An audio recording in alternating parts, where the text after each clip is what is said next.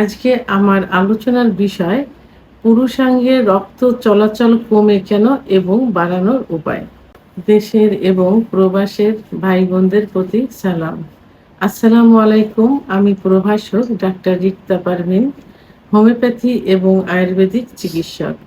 যখন যৌন অক্ষমতার রোগীর চিকিৎসা দেওয়া হয় তার মধ্যে আমরা যেসব রোগী পেয়ে থাকি, কারো দেখা যায় সহবাসের ইচ্ছা কমে যায়, কারো সহবাসের উত্থান কমে যায়, অর্থাৎ লিঙ্গের উত্থান কমে যায়, কারোর সহবাসের সময় কমে যায়।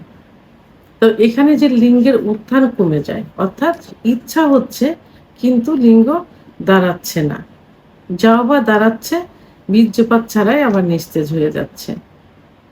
আবার দেখা যায় কিছু কল্পনা করলে, কিছু ভাবলে, সেক্স জাতীয় কোনো কিছু মনে করলে মানসিকভাবে ইচ্ছা হয় কিন্তু শারীরিকভাবে হয় না, অর্থাৎ লিঙ্গ উত্থান হয় না। তো এটা আমরা বলে থাকি যে কেন হয় না? তো এই কেন হয় না এটা আমরা বিশ্লেষণ করি যে সাধারণত লিঙ্গের মধ্যে রক্ত চলাচল কমে গেলে লিঙ্গের উত্থান হয় না। তো যখন শরীরে সেক্স উত্তেজনা আসে তখন টোটাল বডিতে রক্ত চলাচল করে। বিশেষ করে হার্টের থেকে লিঙ্গের ভিতর রক্ত চলাচল বেশি করে। তখন কি হয়? লিঙ্গ লোহার মতো শক্ত হয়ে দাঁড়িয়ে যায়। তাই এটার যখন বিপরীত হয় অর্থাৎ হয় না, লিঙ্গ দাঁড়ায় না, হলে আবার দাঁড়ালে একটু পরে নিস্তেজ হয়ে যায়, যা বা দাঁড়ায় একদম সেটা দিয়ে সহবাস করা যায় না। মনে হয় যে থেতলিয়ে যাচ্ছে, পড়ে যাচ্ছে, নুয়ে যাচ্ছে এরকম মনে হয়। তো এটা উম আ আম অধিকাংশই আমরা বলি যে পুরুষের সেক্স হরমোন, টেস্টোস্টেরন হরমোন কমে গেলে এবং বিশেষ করে ব্লাড সার্কুলেশন কমে যাওয়ার জন্য লিঙ্গে উত্থান হয় না। কারণ লিঙ্গের মধ্যে কোনো হাড় নেই। আছে শুধু মাংস এবং রক্তনালী। এই রক্তনালীর ভিতর দিয়ে যত রক্ত চলাচল করবে লিঙ্গ তত সতেজ হবে, বড় হবে, মোটা হবে। যেমন একটা মা বেলুন ভাঁজকার অবস্থায় প্যাকেটে থাকে, ওইটা খুলে যখন আমরা ফু দিব, বাতাস ঢুকে বেলুনটা কিন্তু বড় হয়ে যায়, বাতাস ঢোকার কারণে। তো অনুরূপভাবে লিঙ্গের ভিতরে যে শিরাগুলো থাকে, শিরাগুলোর ভিতর দিয়ে যখন রক্ত চলাচল করে তখনই লিঙ্গটা বড় হয়, মোটা হয় এবং উত্থান হয়, শক্ত হয়ে থাকে।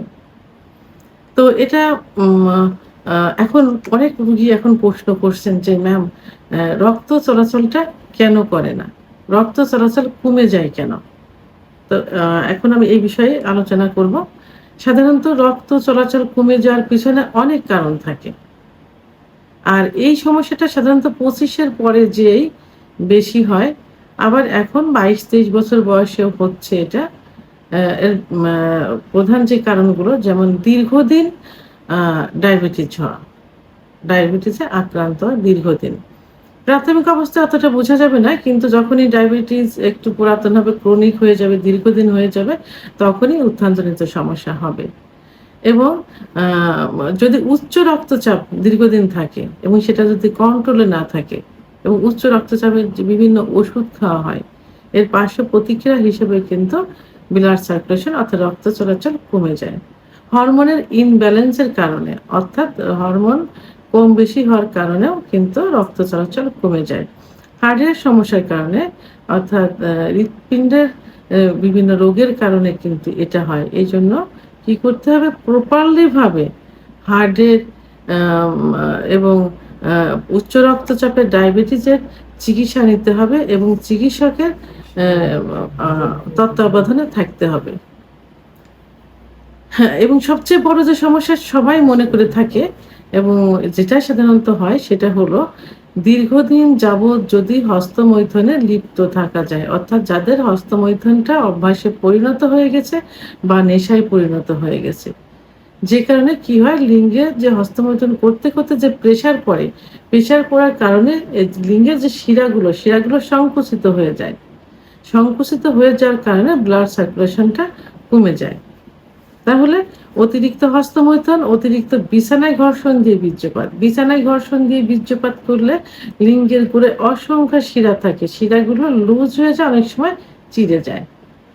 আবার অতিরিক্ত স্বপ্নদোষের কারণে হয়ে থাকে। তো এইসব কারণে কি হয়? লিঙ্গে রক্ত চলাচল কমে যায়। এখন এই রক্ত চলাচল বাড়ানোর জন্য কি করতে হবে? যে কারণগুলো হস্তমৈথুন, বিছানায় ঘর্ষণ, এগুলো স্বপ্নদোষ, এগুলো থেকে দূরে থাকতে হবে। স্বপ্নদোষ কেন হয়? অতিরিক্ত সেক্সুয়াল চিন্তাভাবনা করলে এবং পর্নোগ্রাফি দেখলে রাতে ঘুমানোর আগে এসব বিষয় চিন্তাভাবনা করলে তার বহিঃপ্রকাশ হিসাবে স্বপ্নদোষ হয়। সেহেতু এইগুলো থেকে দূরে থাকতে হবে। হস্তমৈথুন নেশায় পরিণত হলে অবশ্যই চিকিৎসা নিতে হবে। ধর্মীয় অনুশাসনগুলো মেনে চলতে হবে, নামাজ রোজা থাকতে হবে। যারা অন্য ধর্মের থাকে তারা নিজস্ব ধর্মের রীতিনীতি মেনে চলবে এবং ডায়াবেটিস, উচ্চ রক্তচাপ অবশ্যই কন্ট্রোলে রাখতে হবে। হার্টের রোগীদের হার্টের ডাক্তারের তত্ত্বাবধানে থাকতে হবে, প্রপারলি চিকিৎসা নিতে হবে। এর পাশাপাশি কি করতে হবে? অবশ্যই একজন অভিজ্ঞ সম্পন্ন রেজিস্টারকৃত হোমিওপ্যাথি ডাক্তারের শরণাপন্ন হতে পারেন। ডাক্তার কি করবেন? আপনাকে একটা লিঙ্গের আল্ট্রাসাউন্ড দিবেন, কালার ডপলার আল্ট্রাসাউন্ড দিবেন। আল্ট্রাসাউন্ডে দেখা যাবে যে পেনিসের শিরাগুলো, অর্থাৎ লিঙ্গের শিরাগুলোর কি অবস্থা। তো সেই অনুযায়ী চিকিৎসা, প্রপারলি চিকিৎসা প্রদান করবে। তো এখানে আজকে আমি 2টা ওষুধ নিয়ে আলোচনা করব। প্রথম যে ওষুধ সেটা হলো কোনিয়াম মাদার টিংচার। যাদের আঘাত লাগার কারণে, অতিরিক্ত আঘাত লাগার কারণে সমস্যা হয়ে থাকে তাদের ক্ষেত্রে এটা খুব ভালো কাজ করে থাকে। তো এখানে কোনিয়াম মাদার টিংচার 20 ফোঁটা এবং 20 ফোঁটা অলিভ অয়েল তেল একসাথে মিশিয়ে সকালে এবং দুপুরে 5 মিনিট সময় নিয়ে আলতোভাবে ম্যাসেজ করতে হবে যেন বীর্যপাত না হয়। তো এতে কি হবে যে শিরাগুলো সংকুচিত হয়ে যাবে, ব্লাড সার্কুলেশন হবে না, এর কারণে শিরাগুলো কুঁচকিয়ে যায়। তো এটা দিলে শিরাগুলো সতেজ হয়ে যাবে এবং রক্ত চলাচল শুরু হয়ে যাবে। তাহলে কোনিয়া মাদার টিংচার 20 ফোঁটা এবং অলিভ অয়েল 20 ফোঁটা একসাথে মিক্সড করে ব্যবহার করতে হবে সকালে এবং দুপুরে। অপর যে ওষুধটি সেটি হলো বেলিস প্রেনিস মাদার টিংচার। বেলিস প্রেনিস মাদার টিংচার অতিরিক্ত হস্তমৈথুনের কারণে যাদের লিঙ্গের খর্বতা হয়ে গেছে, ব্লাড সার্কুলেশন সঠিকভাবে হচ্ছে না, সেখানে খুব ভালো কাজ করে। এটা কিভাবে ব্যবহার করতে হবে? পরিমাণ মতো কুসুম গরম পানির ভিতরে 40 ফোঁটা ওষুধ দিতে হবে। এই ওষুধ মিশ্রিত পানি, কুসুম গরম ওষুধ মিশ্রিত পানি পাতলা একটা কাপড় নিতে হবে। কাপড় ভিজিয়ে লিঙ্গ এবং অন্ডকোষ পেঁচিয়ে রাখতে হবে 10 থেকে 15 মিনিট, বিকালে এবং রাত্রে। এখন কুসুম গরম পানির ভিতরে কাপড়টা দিলে অনেক সময় কাপড় কি হয়, ঠান্ডা হয়ে যেতে পারে। এই জন্য কাপড়টা আগে টকবকে গরম পানির ভিতর দিয়ে একটু ভিজিয়ে চিপে নিতে হবে, যাতে এই পানির ভিতর, ওষুধ মিশ্রিত পানির ভিতর দিলে ঠান্ডা না হয়। তো এটা বিকালে এবং রাত্রে 10 থেকে 15 মিনিট। তো এইভাবে কোনিয়াম এবং বেলিস প্রেনিস মাদার টিংচার যদি 1 থেকে 3 মাস পর্যন্ত ব্যবহার করা যায় তাহলে অবশ্যই লিঙ্গ পূর্বের অবস্থায় ফিরে আসবে ইনশাল্লাহ। ভিডিওটি সম্পর্কে যদি কোনো মতামত থেকে থাকে অবশ্যই কমেন্টসের মাধ্যমে জানাবেন। আর ভিডিওটি ভালো লাগলে লাইক, কমেন্ট, সাবস্ক্রাইব করে আমার সঙ্গে থাকুন। আল্লাহ হাফেজ।